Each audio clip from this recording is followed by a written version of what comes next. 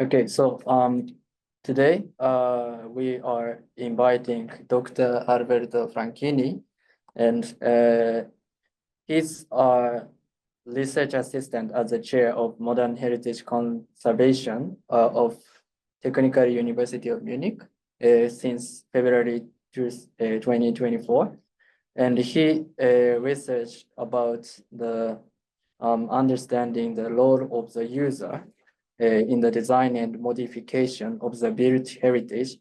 And also he was in an architecture museum of Technical University of Munich from 2021 to 2023.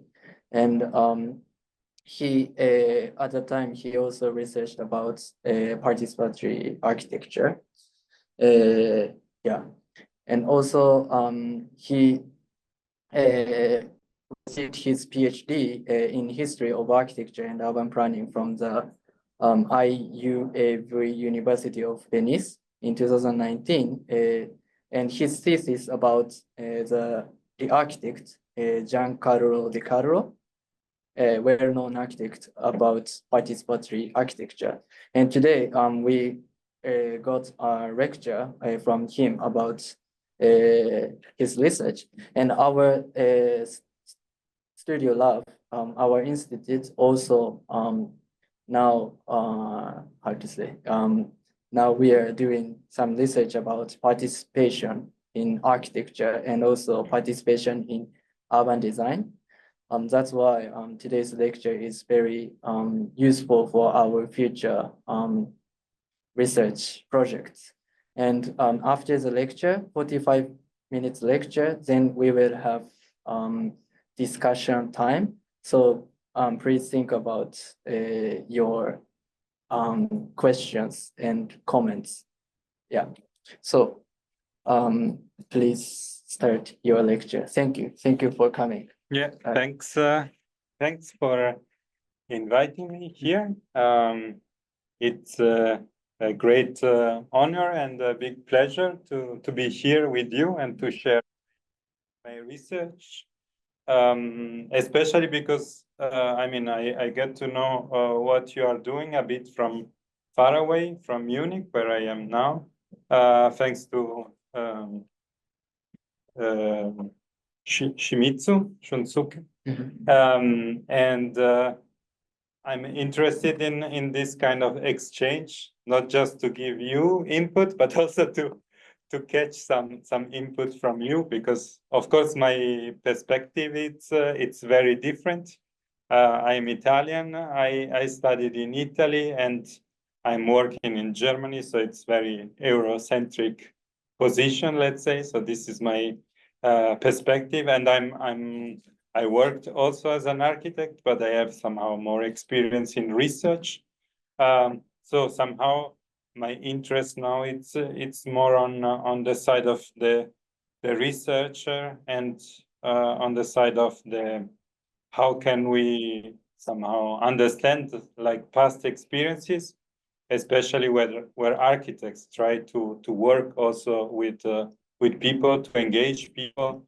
How can we learn from these past experiences, and what are the methodologies that we should use? And somehow my PhD thesis was focused on the work of Giancarlo De Carlo, that in Italy and somehow all over the world was famous as one of the first architects that work with the participatory approach. I think it's somehow very, very famous name, let's say. He was part of the Team 10, this kind of international group of architects, mainly while from Global North architects, that they were trying to work in a kind of new way for the time. And De Carlo was also actively engaged in this group. He also organized two meetings, and he also proposed this approach of participation. Was one of the few that was really advocating for this kind of approach. The other hardly understand what was this approach and why the architect should somehow listen to the people and what they should listen, what they can could translate in terms of architecture in their buildings with the projects, working with people. So these were somehow all big questions at that time. I won't focus especially on De Carlo. I try to open up a bit about the problematics of studying these topics. But if you don't know, if you don't understand something, please interrupt me and you can ask a question anytime. I try to kind of make a synthesis of a lot of different things.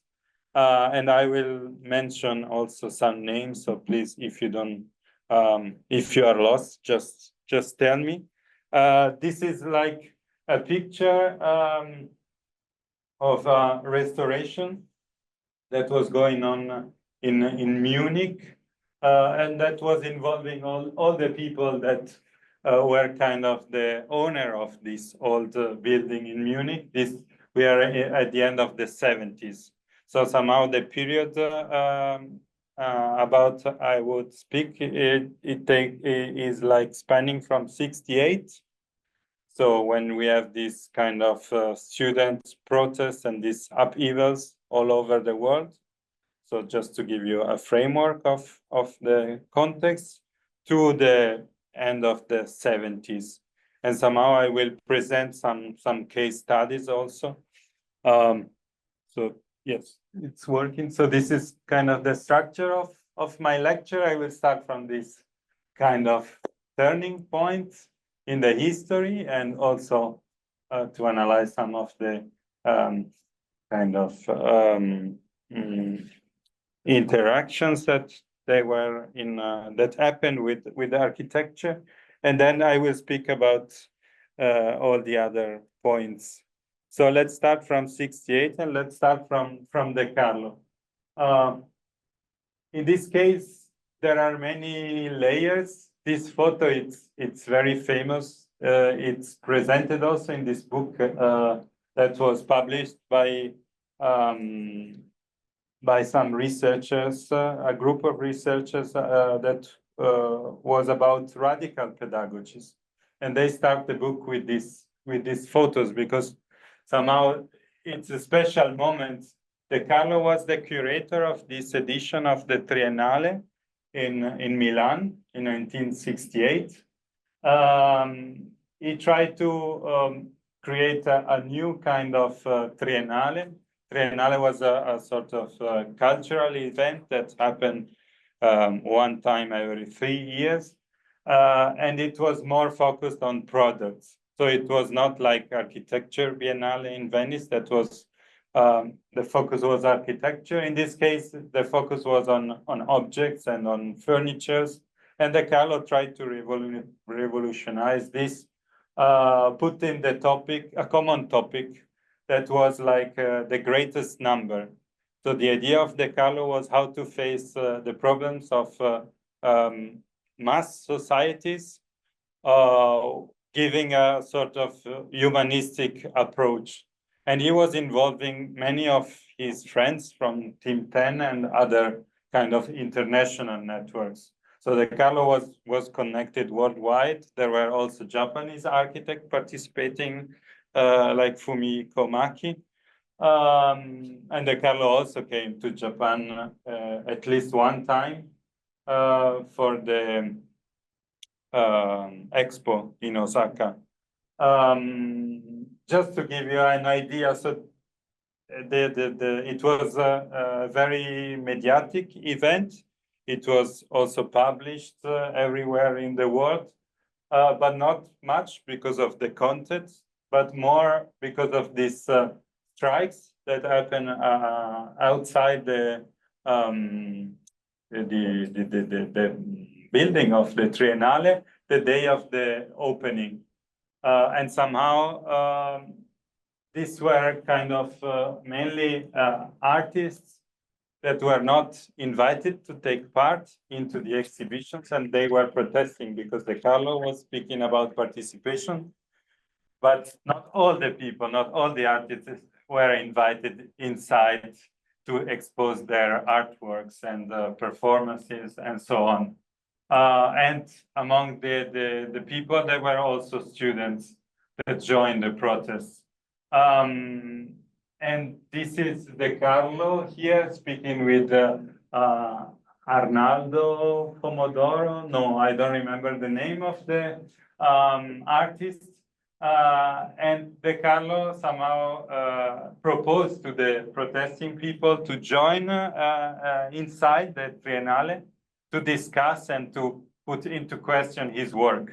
So he could not open his exhibition. He was sure he did the best exhibition in the world. He said to these people, okay, you are not satisfied about what I did. Okay, you come inside and we discuss how we can change the things that were already done. They worked for 4 years to prepare this. And he created a network of a lot of people participating in this, but he said, okay, let's do this.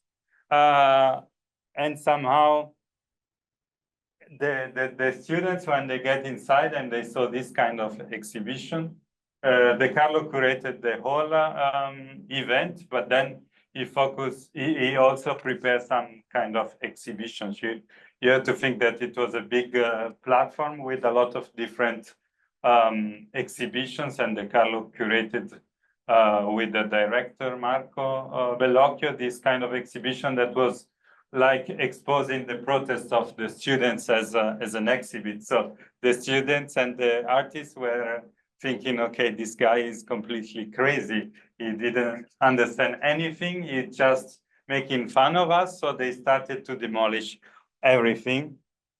And this is one photo of what happened after some hours. I mean, they occupied the place, so De Carlo could not open his exhibition. And this is somehow how this story starts. Somehow, it's to show you that at this time, an exhibition could have this kind of reaction.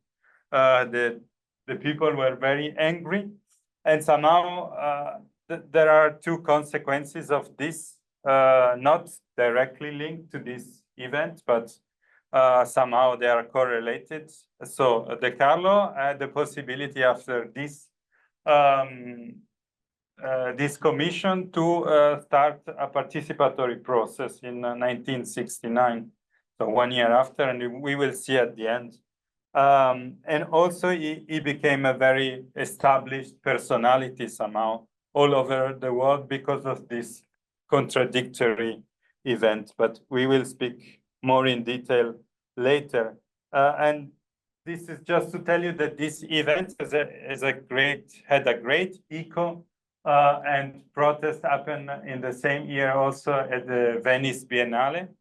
And the people were speaking from Milan. They were sending messages, pay attention, because students and protesters, they are really angry. So pay attention to this. So they engage a lot of police officers, and somehow they could open. But the reaction was very interesting because the artists invited to this Biennale, they turned their paintings and they write like the Biennale is fascist, because actually they were still using the same kind of regulations from fascist era. And somehow these are some images just to show you what was exhibited inside. This was a still art biennale. There was not yet the architecture biennale. And this was the kind of exhibits that you can see. And the architects that were represented were just 4 architects like Louis Kahn. And here you see some, an American one, Paul Rudolph, an Italian one, Franco Albini, somehow with big models. And then Carlo Scarpa, the only Venetian architect that instead of exhibiting some kind of reproduction of building, he created a space.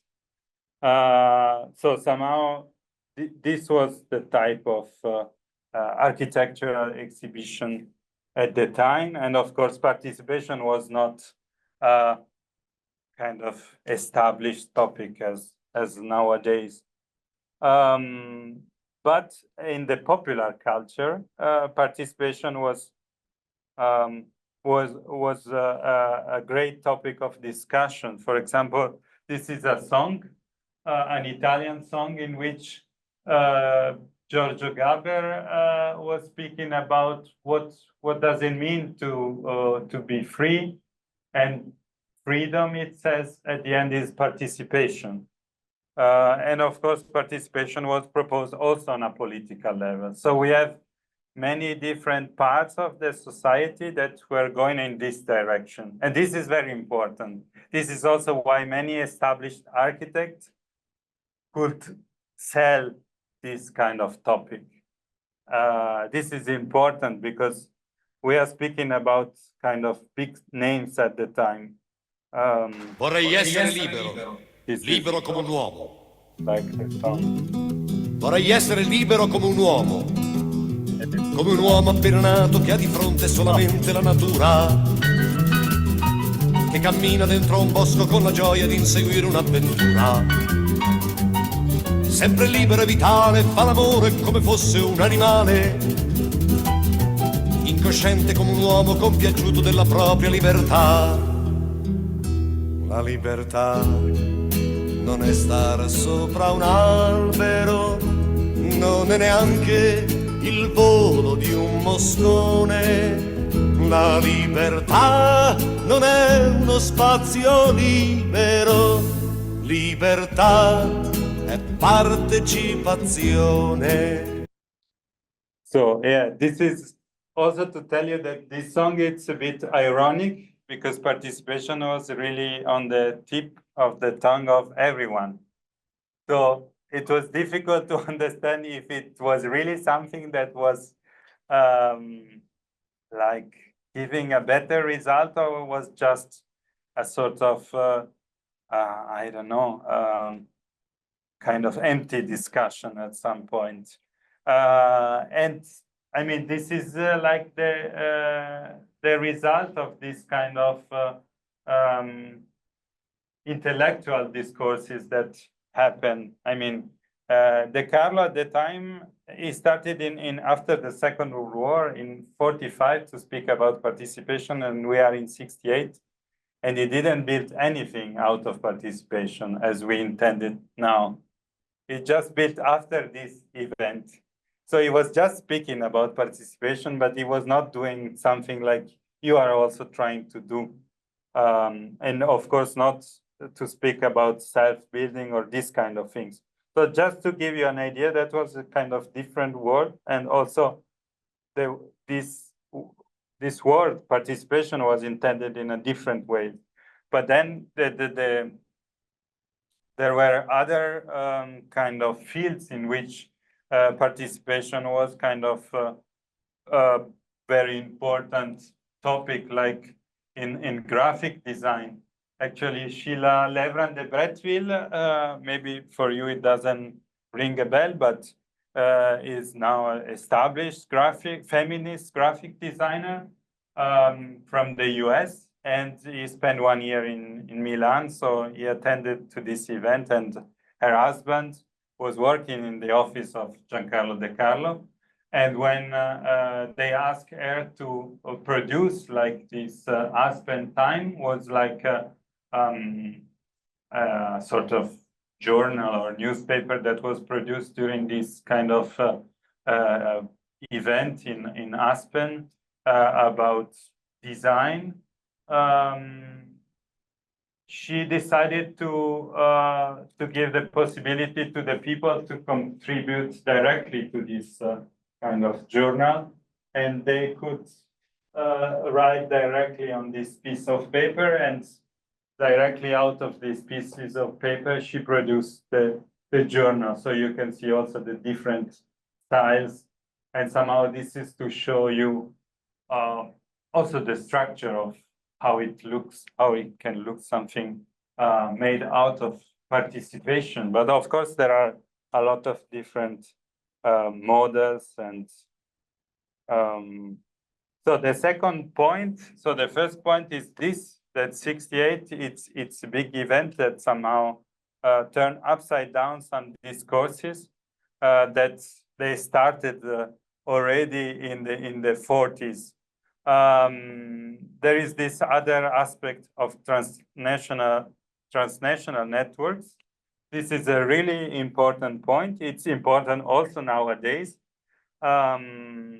This is one of the few books published in the 80s, if I'm not wrong. It's German book that is speaking somehow about, is not using the word participation, but is presenting projects that were going in this direction. And it's interesting because it's one of the few books that try to connect a lot of experiences. They are starting from the 19th century going till the 80s, and somehow is dividing in three different approaches, different kind of experiences.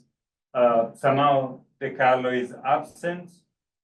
It's not a big problem, but the problem is that he's putting together things that they have nothing in common.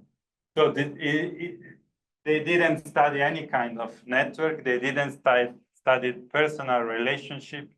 It was more like we want to understand this as a phenomenon, and this, I think, it's one of the good thing about this book. But I think the way they organize these names and these categories is wrong for many reasons that I won't speak now. Then there is, I will show you some networks that I studied just to show you that there are different approaches to participation, and I will speak about some of these approaches. This is De Carlo, the Team 10 meeting that he organized in Spoleto, near Terni, where he built the only participatory process of his career. That is the Villaggio Matteotti, about which we will speak later. This happened in 75, so some years after the 68. And this is one photo of the session in which this topic was at the center and was debated. And as I told you before, the majority of the people participating in this event, they were against the idea of De Carlo about participation, because somehow they were feeling their creative freedom was reduced if they used participation. This was the mindset of the architect at that time. I don't know if nowadays it changed so much in general. This is also something that I would like to discuss with you. And this is somehow one scheme that De Carlo used to explain the reciprocal influences among these people of this group that was called Team 10, because they were always asking him, but what are the influences from the other architects that you have? And he said, it's not easy, it's not a linear thing. We were sharing the same values, but then at the end, they were working in different countries with different kind of challenges, and they were producing totally different architecture. So this is somehow the idea of De Carlo of explaining this thing. And then there is this kind of summer workshops.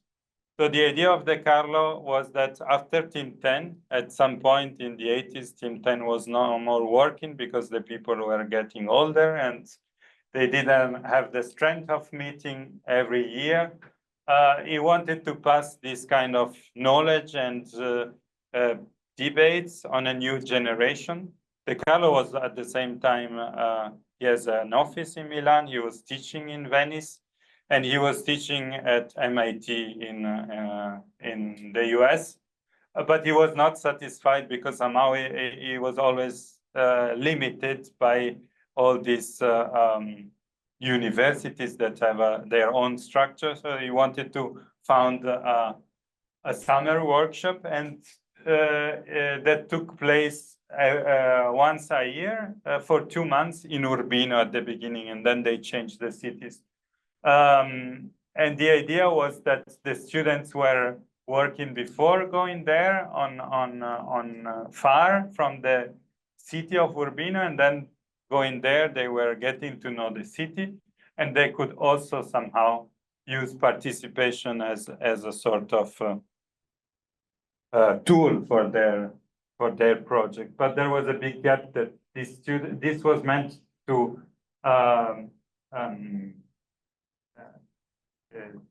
for international students. It was in English, and they were doing this kind of workshop in Italy, in a hill town in the center of Italy where no one was speaking English. So somehow that there was this kind of big wall between the students and the population.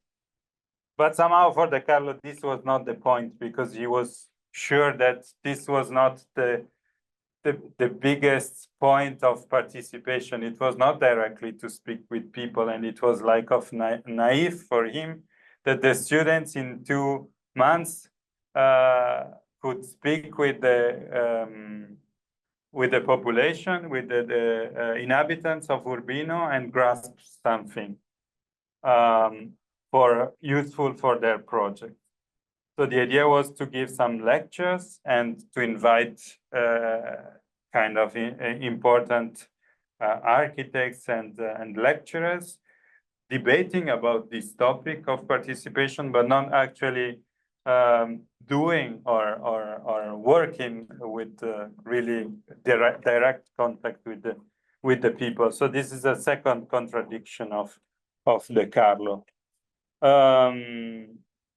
And then these are some results of this workshop. They publish a yearbook every year, and this you can find also online. They are in Italian and English, and they are kind of collecting all the lectures, the debates, and the work of the students for this workshop, and they are really interesting, and you can find also online. If you're interested, I can give you the link.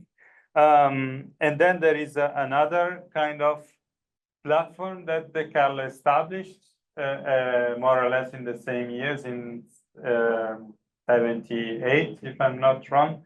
That is this magazine, also in Italian and English, that is Space and Society, in which De Carlo proposed this topic of participation. So the great merit of De Carlo was that he really put participation on the forefront of architectural debates, even though it's like, at this point, it's kind of not the mainstream of the architectural debate of the time.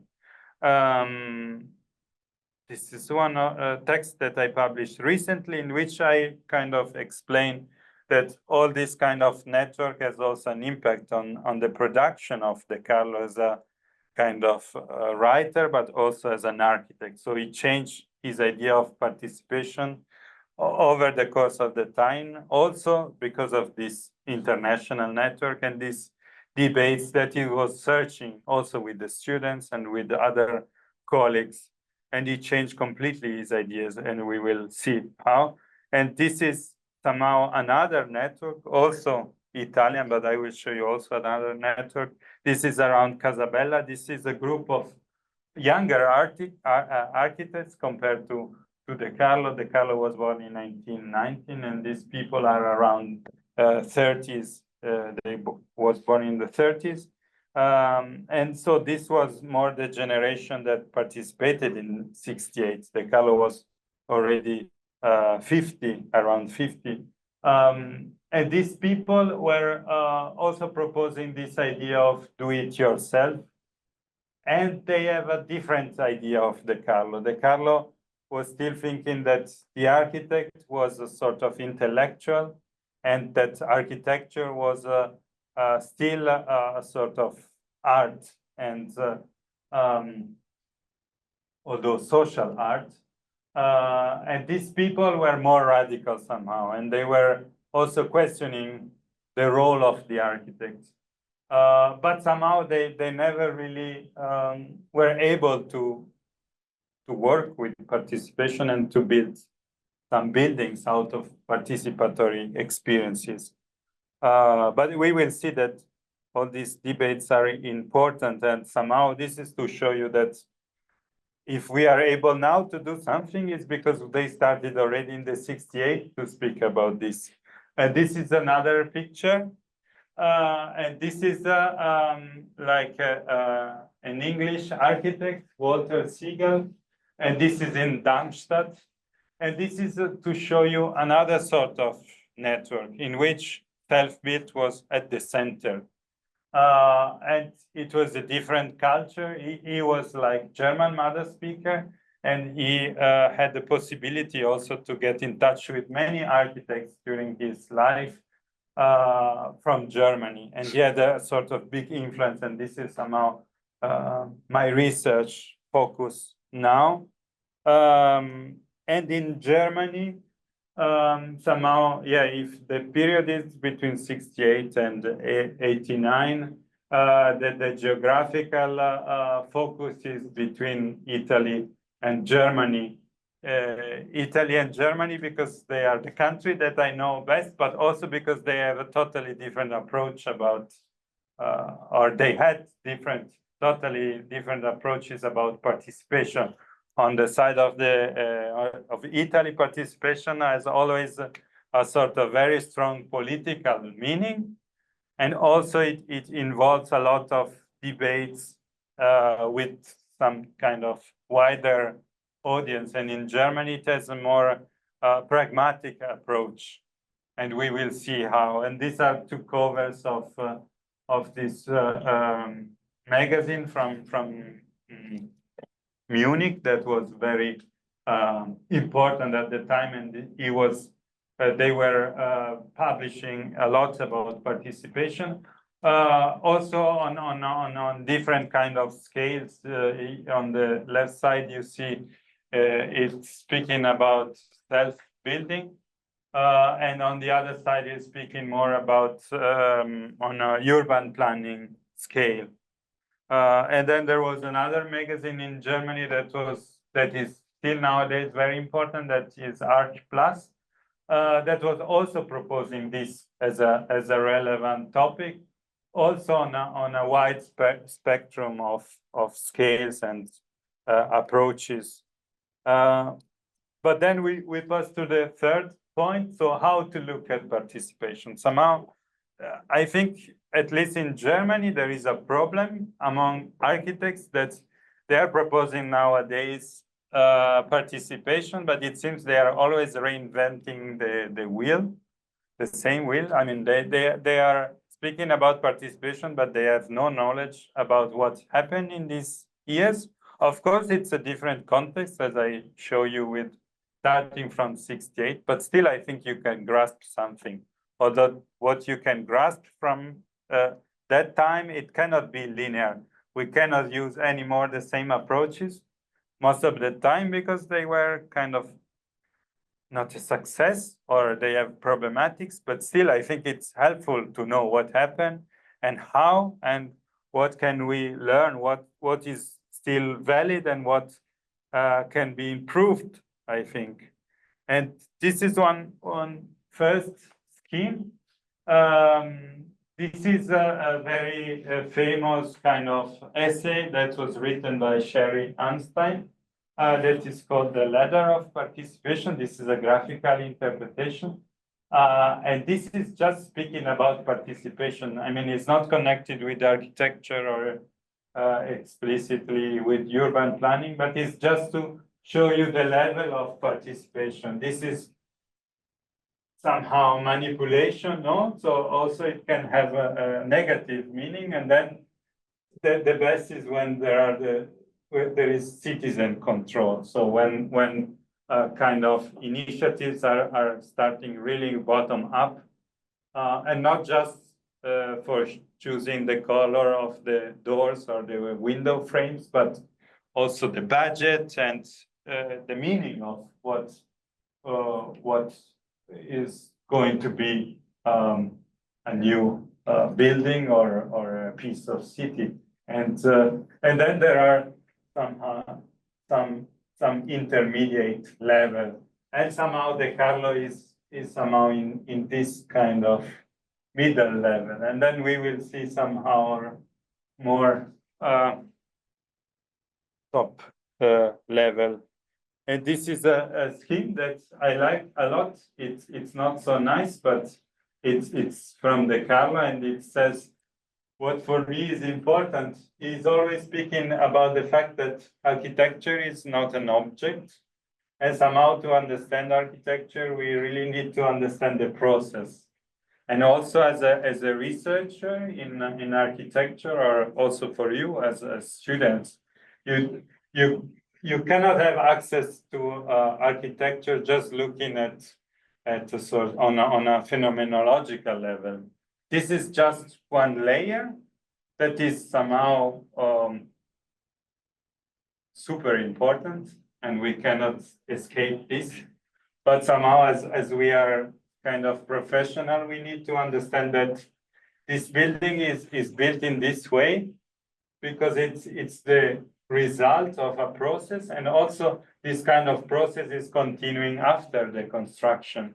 When the people are inhabiting it, when they are dwelling it, they are transforming, and architectures are transforming over time. So they are not fixed objects. They are some kind of more interesting thing. And sorry, this is cut. This is also from Ilaud. And this is kind of an explanation of how normally the building market it's working. So there are different stages that they are organized over time, and then so the first is financing, then there is designing, building permission, construction, and use. And somehow you see that the user, usually they are just one small part in this last phase. This is a kind of normal way of producing and transforming architecture. And somehow De Carlo was arguing that maybe this is not enough, because in the end, you are building kind of architecture for the users, for the end users. So maybe it's better that we start to put the presence of the users also in the other phases. And these are all somehow the decision-taking stages. And these are all stages in which the end users can be involved, but not necessarily in all. And this is not a recipe like that is always working. I mean, it can be enough just a few of them, and it depends on a specific project. So, but this is an important distinction that De Carlo was able to make at that time. And this is a distinction. Participation can have kind of two sides. One is connected with the power of decision, and one is connected with the power of inhabitation. And this is more on a decisional level, so social, economic, and political decision making. And the other is more connected with a sort of the act of dwelling. When we are inhabiting a space, when we are moving in it, we are transforming it. And this is also a sort of participation, because it's transforming the physical space.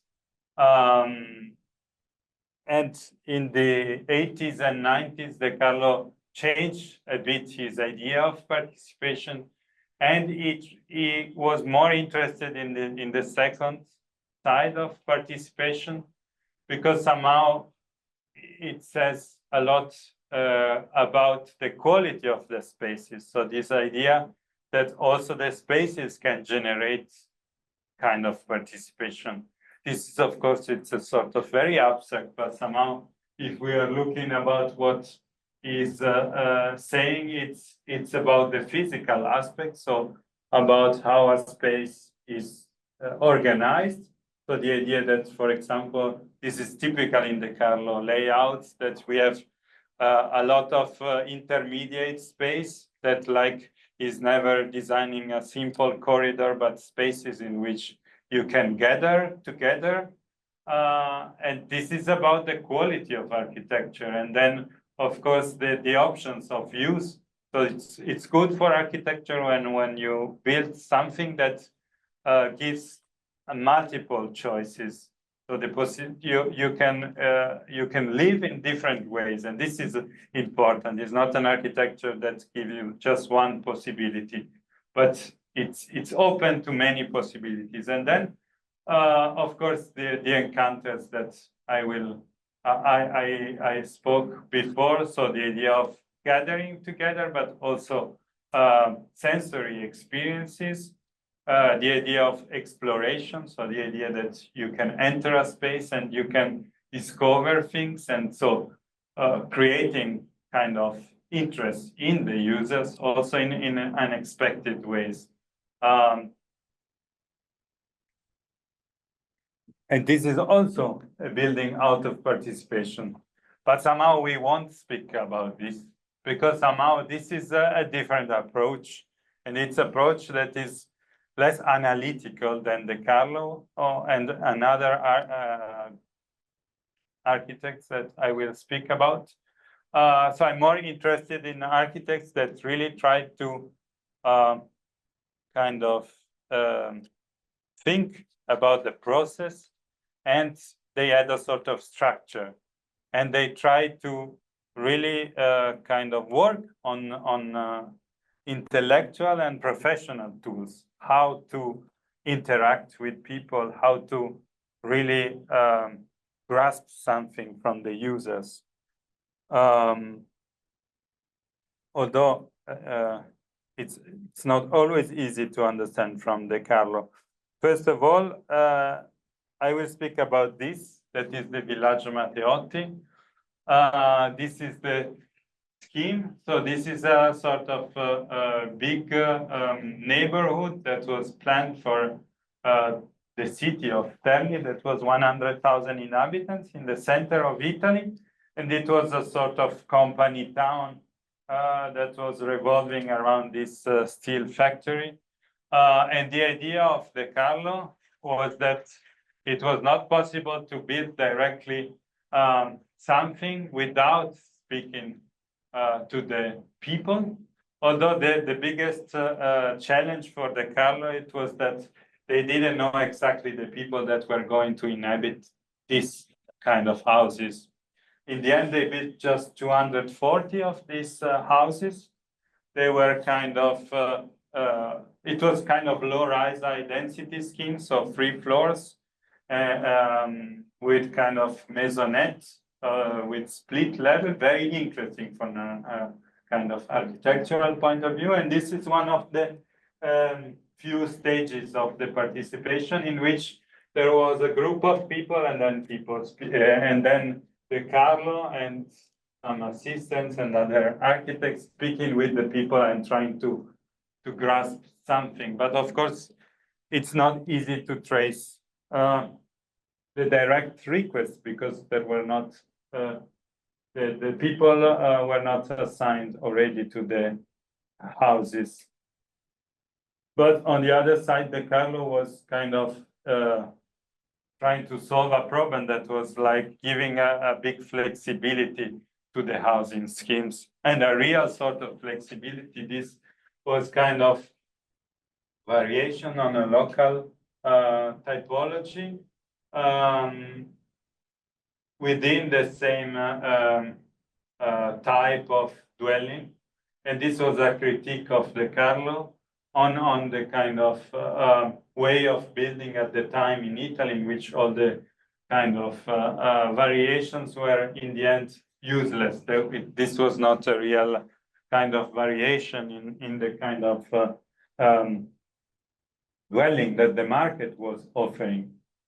And somehow this is one of the many sketches that De Carlo was trying to develop for this article. In the end, didn't publish this, but this was a kind of traditional house, a sort of, I don't remember if it's also a tent.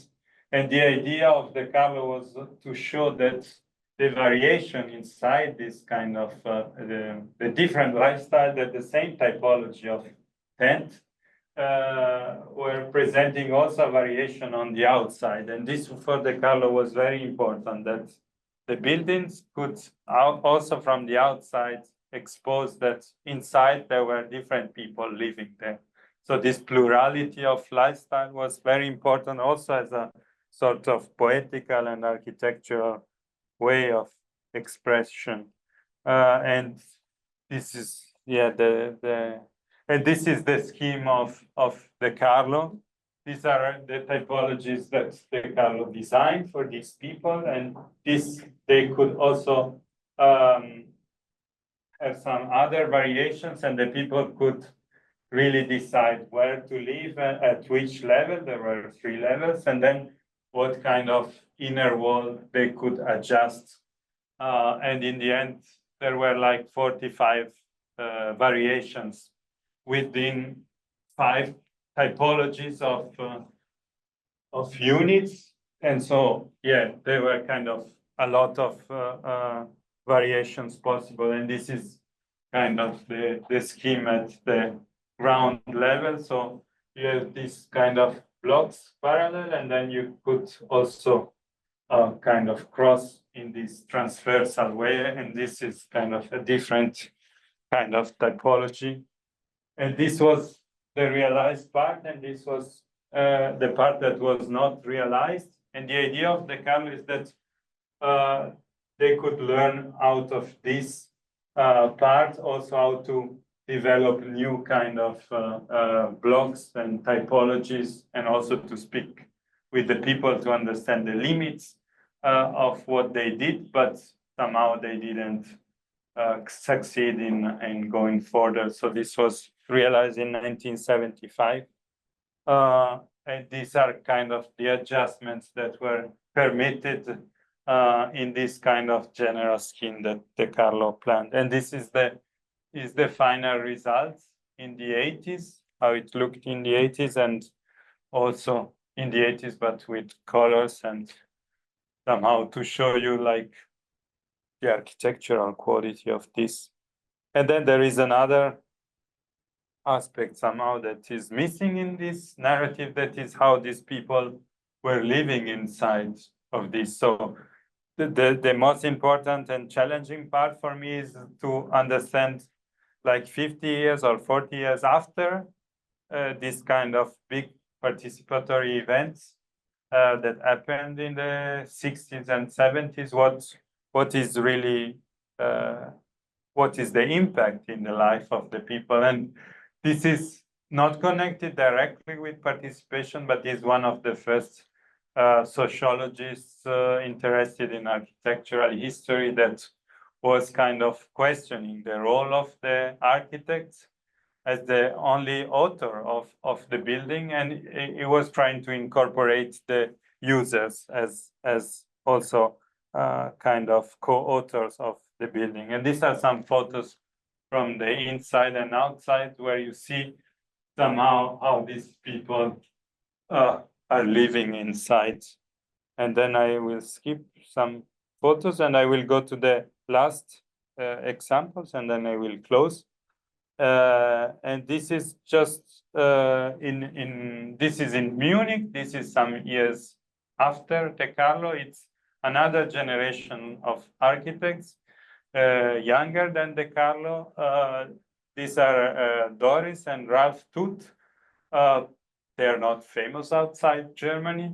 They always stay at the margin of the profession. So before we were speaking about a worldwide famous architect, in this case, we are speaking about some architects that were struggling to start their career as architects in Munich. They were kind of foreigners coming from Austria and Switzerland.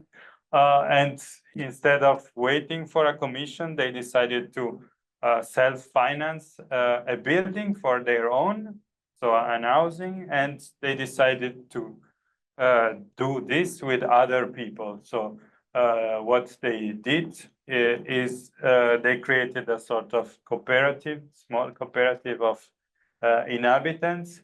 And with them, they created a sort of row houses scheme with some shared spaces. And this was very hard and very challenging at the time.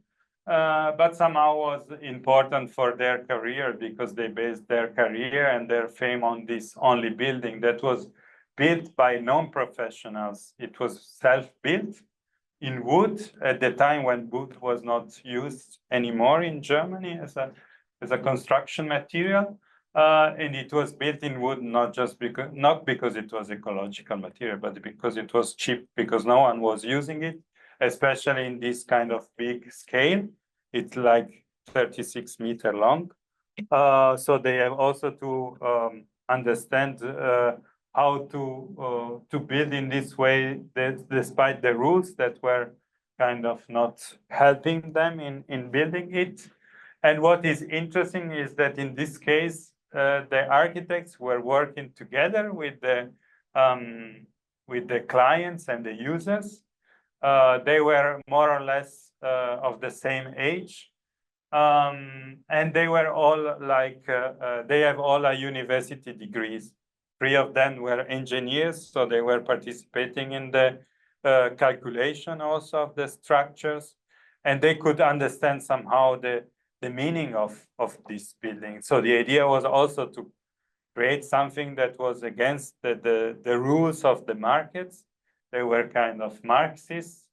Not that De Carlo was like happy of working for the market. He was working for a public company, but still he was working in a sort of top-down manner, in the sense that he received the commission from kind of the leaders of this company and not from the people themselves.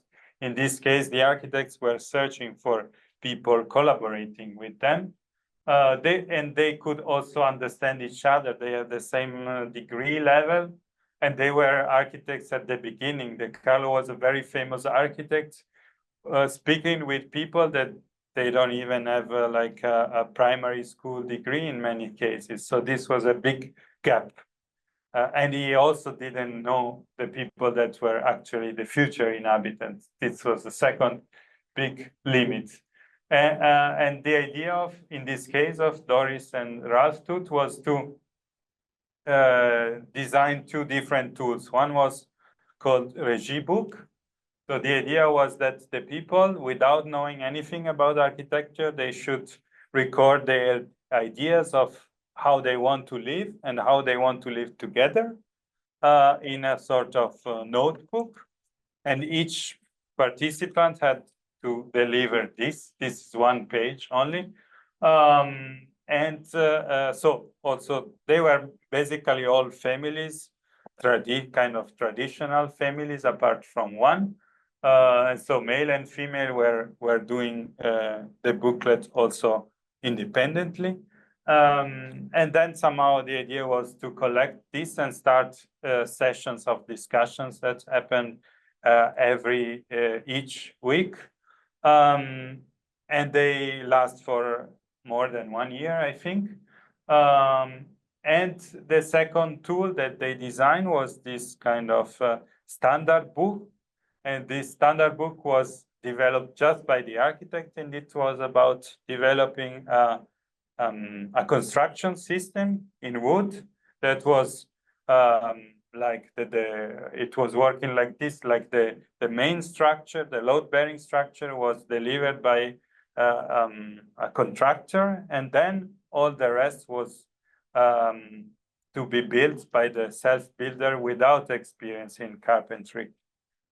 So everything was simplified. The standard book was, I think, you see here, it was, so normally at this time, the pieces of paper for the plans were like A0, and they were really big and complex. They decided to work on A4 and A3 papers. and they were kind of explaining to non-skilled laborers how to build it. So the way they designed it was completely different than the standard at the time. So we're really like simplification of technical drawings. And this is like the concrete structure at the basis. And then this was built by the construction company in 2 weeks. And this is like the group of people that were starting to construct all the kind of layers. And this is kind of the end result at the time. And this is a photo of Shunsuke, I think. Sorry, I didn't write. I don't know. I'm not sure. No, it's not from you. This is from the archive. And it's more or less how it looks like nowadays. And I think we can stop here. Yes, so thank you for your attention.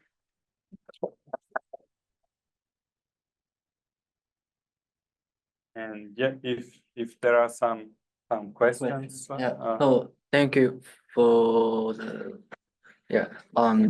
very interesting presentation. And from now, I would like to get some comments or questions from the audience. Sure. So please raise your hand if you have questions or comments. Or Armazan sensei, for example, could you speak?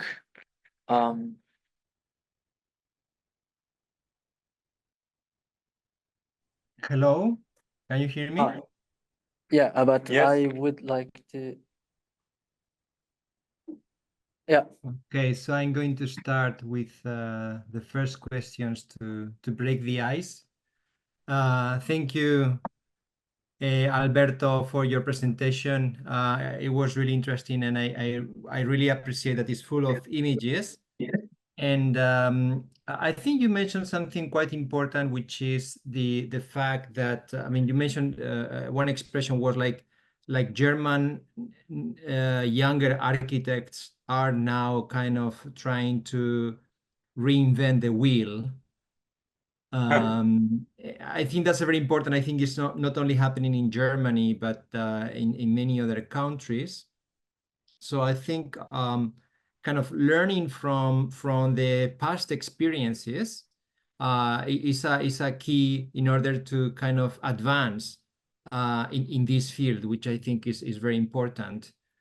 In that sense, what is the current situation? Learning from past experiences, do you think that now, I don't know if it's if part of your research or not, do you think that we are advancing something new in recent years, or do you think that we are basically repeating the same kind of participatory workshops, participatory construction, that we are kind of repeating the ideas from the 60s and 70s?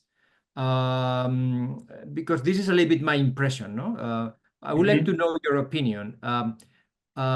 Did we learn something from the past? And if we learn something from the past, what is from your viewpoint the main lessons and maybe the main mistakes that we can try to avoid in the future?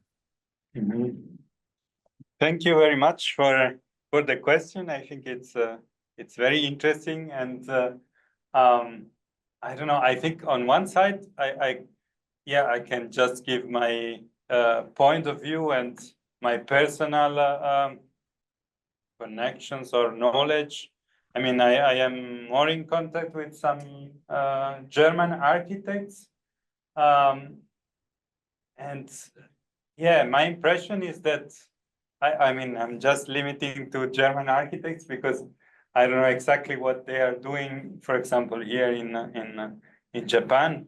But in Germany, yeah, I have the impression that many architects, they are like doing the same things, and somehow they are realizing the same limits of the things they are trying out. For example, I've been invited in Stuttgart. No, yes, in Stuttgart, and there is this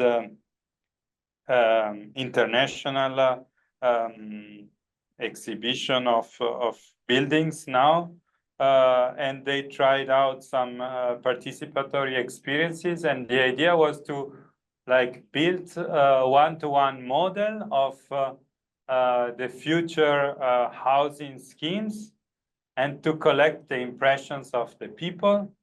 But somehow these kind of one-to-one models, they were kind of very rough. They were built with kind of temporary structures. They were not with the actual materials. And then, I don't know, all these architects that were there, that they kind of, they were telling me, yeah, we did this because they cut the budget, so we could not afford a real good model. And somehow, I don't know, the impression that I got, it was like, I don't know, that was not the right direction. And also, I think somehow, so on one level, De Carlo made kind of clear that one thing is the role of the architect as we learn it or as we are teaching it with his own knowledge and competencies, and the quality of the space is coming somehow from the quality of the knowledge of the architect and on a kind of traditional way. And another thing is like the participatory process. So we cannot expect to make a good building out of the participatory process itself. I think it's something that should be clear, because I was speaking with some architects in Munich, and they told me, yes, at the end of these participatory experiences, our very cool concept on a spatial level was destroyed, because in the end, the people, they want a sort of kind of very homogeneous space. They all want the same kind of square meters, the same kind of balconies. Otherwise, they have problems, because it was a cooperative and they have kind of organization that they always need to be agreeing on the decisions. So that was kind of their experience. And I think it's what is difficult and what is a real challenge is to put a distinction on these two kind of processes.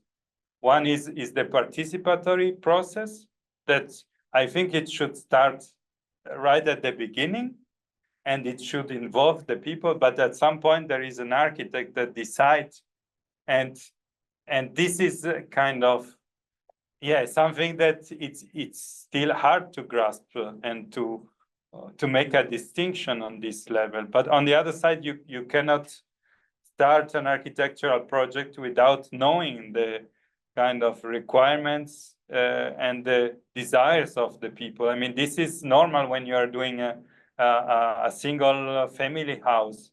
This is not very radically different. But what is difficult is to grasp some kind of informations from a group of people. And this is, and there are, from my experience, I know that there are some offices that are specialized in this, that they kind of are shaping some tools that they are also different depending on the clients, on the users. And there are some exceptions in which I could see that there is a step forward. But the majority, I would say, they just use this topic because it's cool somehow in some sort of, I don't know, cultural milieu, but I don't know, they don't have much knowledge. So I think it's good to start, but also what I'm trying to do and what I didn't do for my PhD is not just to study these participatory processes just from the side of the architects with their archives, because in the end, they are really fragile things, the things that we really need to learn, that they are not like recorded on papers. And what is interesting for me is to like record the voices of the people that were at the time participating in these processes. And this is very important. And with oral history, we can do this. And this is somehow something that will also kind of put into question this kind of revolutionary ideas of De Carlo and other architects of the time that were proposing participation, but it was a different kind of things for them. And I show this example of these young architects in Munich, because they never really proposed participation as a slogan. They just did it because they need to do this. But in the end, my impression doing this kind of sessions of interviews and speaking with the people there, like also going there randomly and see how it is used, is that it's really more meaningful, this kind of approach in which you are really co-designing. I think this is a big distinction, and this is not really codified, this kind of concept, but participation is more, I am an architect and I ask in some specific moment to the people what they can, what they want or how they see the thing. And the other thing is co-designing, so working together. And of course, on this kind of self-built project, this is very, very strong, this kind of connection that you can establish with among these participants. Is, I mean, one person at one point, she told me, no, this is too personal. I don't want to take an interview with you.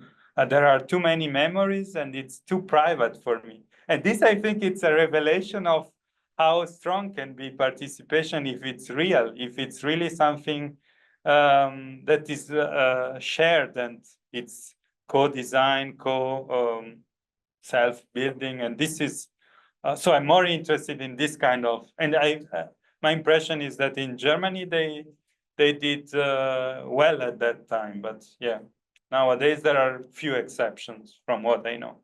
Sorry for the long answer. Thank you very much. Okay, so are there any other comments or questions? So Professor will leave. Leaving now because he has another meeting.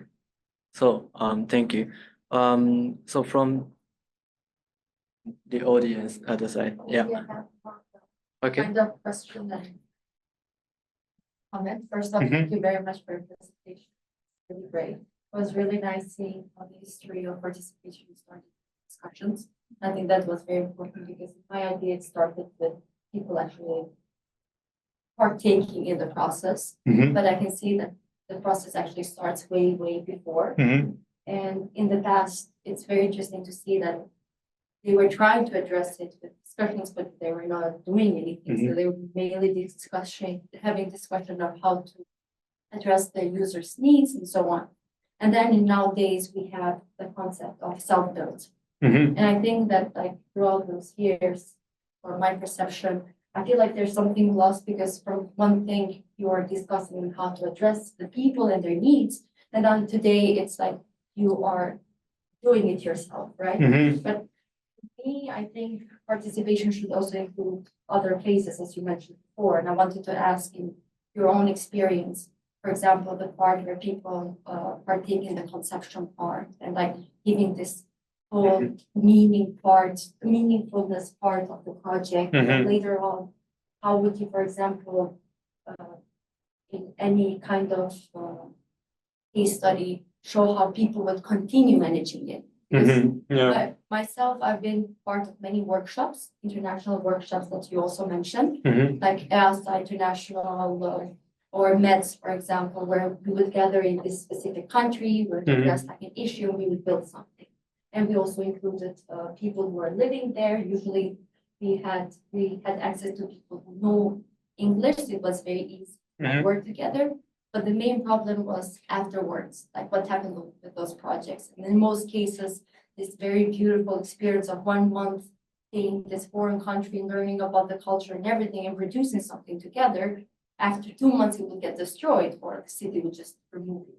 So how to create this kind of connection so that people, besides self-building, because that I can understand because people feel connected to the product and they consider it as themselves. But as you mentioned, like when it comes to building, like a structure or a building, cannot ask people to come and be part of the project. To what extent would you include the end users in the process of participation when the project is beyond something that can be done within a month? Okay, so you are speaking more about design build idea. Yeah, I think I didn't explain so well this idea of self-building. I mean, I am now studying kind of this idea in Germany in the 70s. And it's not too much, or it's not, when I'm speaking about self-building at this time, and also in the mindset of these people, it was not just about self-building as a kind of practical act of building. I mean, this can be meaningless. No one cares in the end. It's more about self-organizing all these things and kind of involving the people. And of course you do if you have a real interest in it. And also, I don't know, when I speak with this old architect, Doris Tooth, her husband died some years ago, I never met. I mean, it was not like, okay, we are doing something in another countries for other people, we were doing for ourselves. So it's also very selfish, but it worked because they have a real interest. They want to have a house in Munich, and having a house in Munich also at that time was very challenging, like in every cities in the world. And the idea was that we are not working alone. We are not doing our house alone. This will mean like we wait 10 or 20 years and also doing in a normal way, like having a construction company, it will raise the cost. In this way, they could build a house with sparing 2/3 of the total cost because they build their own. On their own, they use a cheap material that was wood at the time, no more like this. So it was really concrete task and topic and somehow challenging if you want, but they did in 1 year.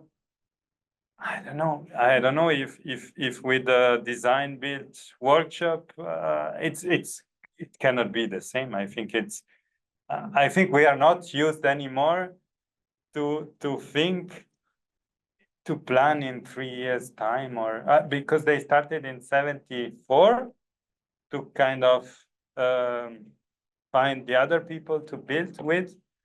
And then they finished the house in 79. So it takes a lot of time. And these people, they met together in 68, just after their graduation. And so I don't know if we are able to wait so much time and to think ahead like this and to be patient enough. But this is something that is life-changing for sure. I mean, she was the first female professor in the Fachhochschule in Munich because of this project.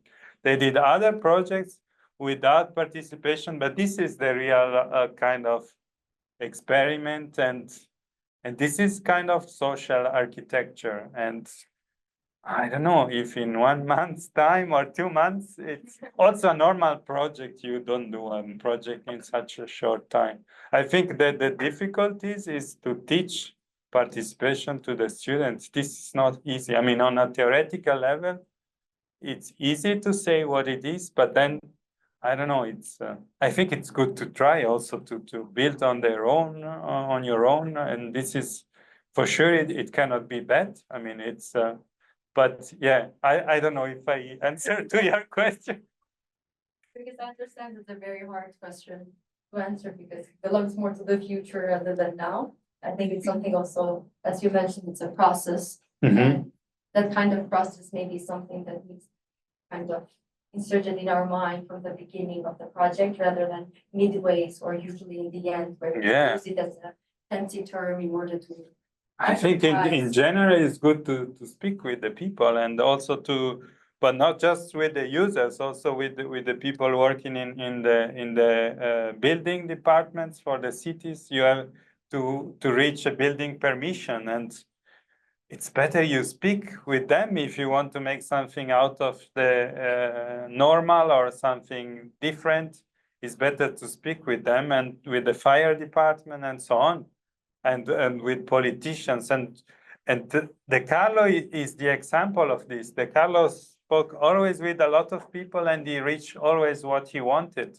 I mean, he was dedicating a huge amount of time in this kind of networking. And this is also important. If you want to do something out of the normality, you need to speak and then you will find a way. And also it depends on which kind of project. I don't know, it's difficult to give like a general kind of answer.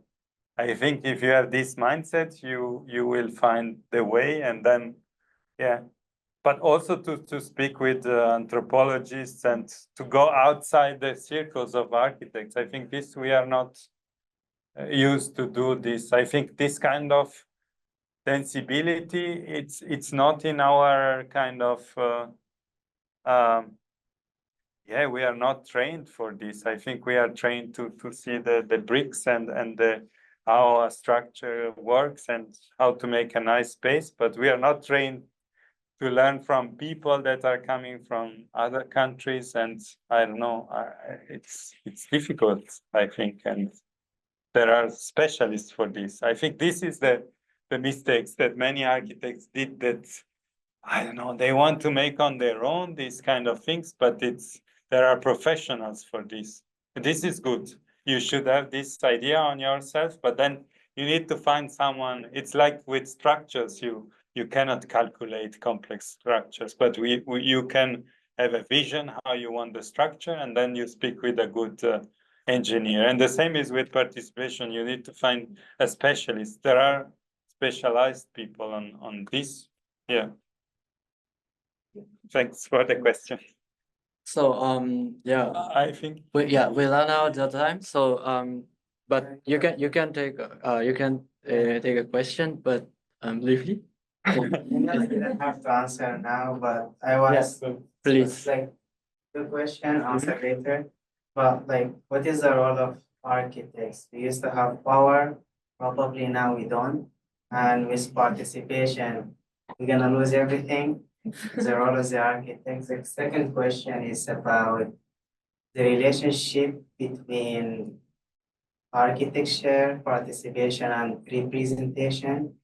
Your first point bringing Picardo in exhibition. Exhibition is more about representation, especially when he say architecture is a social art.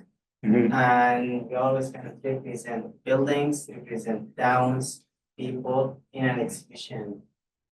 Kind of exclude the actual people, usually. we cannot. We exclude the actual people. Yeah. So what is the relationship between participation and representation? Okay. And the first question was about we are losing the Architects and power. power. Felt like you're running out of time. Yeah, architects and power. I think you are not losing your power if you incorporate the wishes of the people. And I think it's the inverse, that you can achieve some kind of interesting projects for some small communities just if you have the people on your side. If you are doing something that is helpful for them, you will also be able to explain them this, and for sure you will also be able to find the money for this. If what you are doing is meaningless for these people, they will never come on your side. So first of all, you need to make something meaningless for the people. Otherwise, why you should make participation? So if you want to work for a kind of big projects for a private company, I don't know. Yeah, you can involve the people, but it's kind of, I don't know. It's more complex, like in the case of the Carlo, and so the power is related to who you address, what you are doing, and so this is first thing, and then you can also reach the money through participation somehow if it's a real bottom-up project. And the other question was about representation. I mean, I didn't show how he did De Carlo some exhibitions. He did an exhibition about participation and urban planning. He did not show any architecture project. He did not show any kind of planning projects. He just create a sort of interactive exhibitions in which the idea of De Carlo was to convey this kind of concept to kind of people that were outside the building sector. So through kind of easy, accessible expedients. So not just plans or kind of bidimensional drawings, but through kind of experiences. I mean, I don't have images of this. This is one way, and this is somehow, I don't know. I think it's representation. It's on this level of exhibition, but also on I show you this drawing on about this standard book that Doris and Ralph Tooth designed. So their idea was to convey to the people also a sense of what they were doing on a technical level, because the idea was that if you self-built your own house, then you learn how to self-maintain your building, and you decrease the expenses. You don't need to ask every time a professional company that comes to you to change something, and you spend 20,000 euro, or I don't know in yen how much it is. But you can make on your own. You can make changes easily. But in our kind of global north countries, we are not used to thinking this way. We have a car, and we bring the car to a workshop that they repair it, and we don't know how it works. So the idea of these people was that we are building kind of buildings that we know how they work, and they are easy, and we can easily maintain them, and they are cheaper. And so representation, it's for me, it's a tool to achieve this kind of ideas. It's not a representation for a technical audience. Like normally as built design, they are made for people that they know how to read complexity and a super high-tech construction. In this case, they were easily drawn, and also the technology was easy and accessible. And the same you can do with an exhibition. Instead of exposing like, I don't know, just beautiful watercolors, perspectives, or as built drawings or plans that are technically perfect, you can explain through videos or to, I don't know, interactive 3D things, or with kind of apps on your phones. You can do thousands of things. And I think if you look in how they are doing politicians, or there are thousands of examples. I think so my point is that in architectural education, we are not training future architects in this way. We are training them like I don't know, 50 years ago. Like, okay, now you are not drawing by hand, you are drawing with AutoCAD. That is very primitive software. Even to use, I don't know, other software, it's some kind of super innovative. And then when you go in an office, you still come back to 2D drawing. And I'm speaking about inventing some apps to get some feedback from the users or from the future inhabitants. And these things should be thought, at least that people knows. I think we are very ignorant. We don't know how much there is. There are many books on these things, specialized on this, and there are thousands of things. Also, how to get information from animals living in your building. How can we integrate this kind of things? This is kind of the horizon, but I don't know. I would like to know how it is here. Maybe in Keio universities, it's different. You cannot speak, I understood. Yeah. But the professor is no more here. Yeah. Yeah, but yeah, in that sense, I think the participation or representation is like a tool for the education, no? Education or yeah, and this kind of, and I think it is very important to educate the participants and not just taking something from the participants. We can educate or we can give our knowledge to the participants, and then participants also can learn and Yeah.